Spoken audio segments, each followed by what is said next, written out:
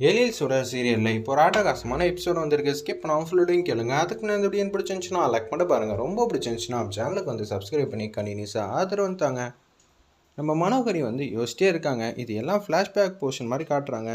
வேலு வந்து மனோகரிகிட்ட வந்து நீ எப்படி இந்துமதி வந்து அனுப்ப வைக்கிறதுக்காக ட்ராமா போட்டுக்கிட்டே வந்து அந்த வீட்டில் வந்து சேர்ந்த இது எல்லாத்தையும் நான் சொல்லட்டான்னு ஒன் பை ஒன்னாக சொல்கிறாங்க. நம்ம எழிலுக்கும் இந்துமதிக்கும் உள்ள பாண்டிங்கை பற்றி சொல்லிகிட்டு இருக்காங்க.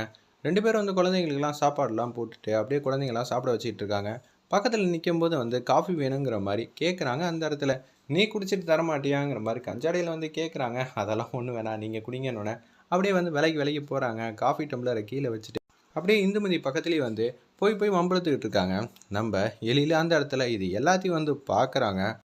மனோகரி வந்து வயிற்றுச்சலில் வந்து இது எல்லாத்தையும் வந்து பார்த்துக்கிட்டு இருக்காங்க. அல்டிமேட்டாக இருந்துச்சுன்னே சொல்லலாம் அந்த சீன்லாம்.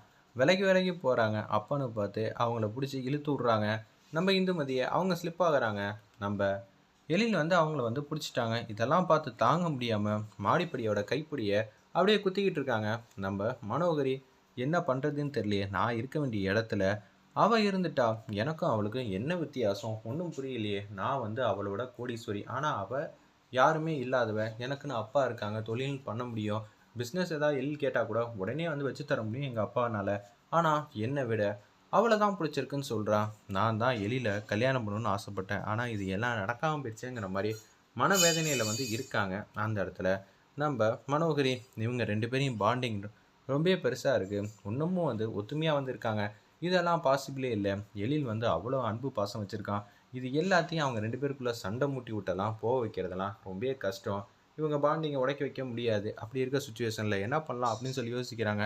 சரி, நம்ம ஏதாவது ட்ரிப் போகலான்னு சொல்லிட்டு யோசிக்கிறாங்க. அந்த இடத்துல ஏன்பா வீட்லேயே இருந்தால் எப்படி, குழந்தைங்களுக்கு வந்து லீவு நாள் வரும் அப்போன்னு பார்த்து ஊட்டியோ கொடைக்கானலோ நம்ம எல்லாரும் வந்து போயிட்டு வந்தால் நல்லா இருக்கும்ல. நல்லா இருக்கும். இத்தனை நாளாக வந்து இது யாருக்குமே வந்து தோணல, ஆனால் நீங்கள் வந்ததுக்கப்புறம் தோணியிருக்கு. கொடைக்கானலில் தானே நம்ம இந்துமதியோட ஆசிரமம் வந்து இருந்துச்சு. அங்கேயும் பார்த்த மாதிரி இருக்கும், குழந்தைங்களுக்கும் அங்கே சுற்றி பார்த்த மாதிரி இருக்கும். அதே மாதிரி நம்மளும் டூரு பிக்னிக்கும் போய் ரொம்ப நாள் ஆச்சு, போயிட்டு வந்தால் நல்லா இருக்குங்கிற மாதிரி அதடியாக வந்து முடிவு பண்ணுறாங்க. சூப்பர்மா, நீ வந்துட்டல்ல, எனக்கு பிடிச்ச விஷயம் எல்லாத்தையும் வந்து ஒன் பை ஒன்னாக செய்ய ஆரம்பிச்சிருவா நம்ம மனோகரி. அதனால எனக்கு எந்த பிரச்சனையும் இல்லைங்கிற மாதிரி ஹாப்பியாக வந்து யோசிக்கிறாங்க. இது எல்லாம் நீங்கள் 2 பேரும் ஹாப்பியாக இருக்கிறதுக்கு இல்லை. நான் உங்கள் குடும்பத்துக்கு வந்தோன்னே குட்டி கலாட்டா பண்ணி இந்துமதியை பிரிக்கலான்னு தான் பார்த்தேன். ஆனால் உங்கள் 2 பேரையும் பிரிக்கவே முடியாதுங்கிற விஷயம் எனக்கு இப்போ தான் வந்து மண்டையில் வந்து பல்ப் எரிஞ்சிச்சு.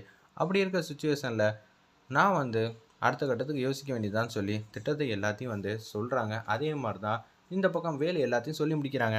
என்ன மேடம், நான் சொன்னதெல்லாம் கரெக்டாக கவனமாக வந்து பண்ணீங்களா, இல்லை அடுத்ததும் சொல்லட்டா அப்படின்னு சொல்லும்போது எல்லாத்தையும் வந்து சைலண்ட்டாக வந்து சொல்லிடுறாங்க. இது மட்டும் இல்லை, நீங்கள் தான் பண்ணீங்கன்னு ஆதாரமே இந்த ஃபைலில் வந்து இருக்குன்னு வேலு வந்து சொல்கிறாங்க. மனோகரி அதிர்ச்சியாகி நிற்கிறாங்க. வேலு வந்து அப்படியே யோசிக்கிறாங்க. நான் உங்களை எதையும் சொல்லி எல்லாம் பயமுறுத்தலாம் வரல, உண்மையாக சொன்னேன். நான் வந்து எந்த இடத்துல வேலை பார்க்குறேன்னு உங்களுக்கே தெரியும். நான் ஃபீல்டில் இறங்குறதுக்கு முன்னாடி யார் எப்படின்னு கொஞ்சமாவது அனலைஸ் பண்ண மாட்டேன்னா என்ன, இதை எழில் முன்னாடி காட்டினா என்ன ஆகும். நீங்கள் மட்டும் உங்கள் வாழ்க்கையில் போங்க. நான் வந்து சுடரை கல்யாணம் பண்ணிட்டு செட்டில் ஆகணும், நீங்கள் எழில கல்யாணம் பண்ணிட்டு செட்டில் ஆகணும். 2 பேரும் ஆசையை வந்து நிறைவேற்றுறதுக்கு அவங்கவுங்க வாழ்க்கையை நோக்கி பயணிப்போம் அப்படின்னு சொல்கிறாங்க நம்ம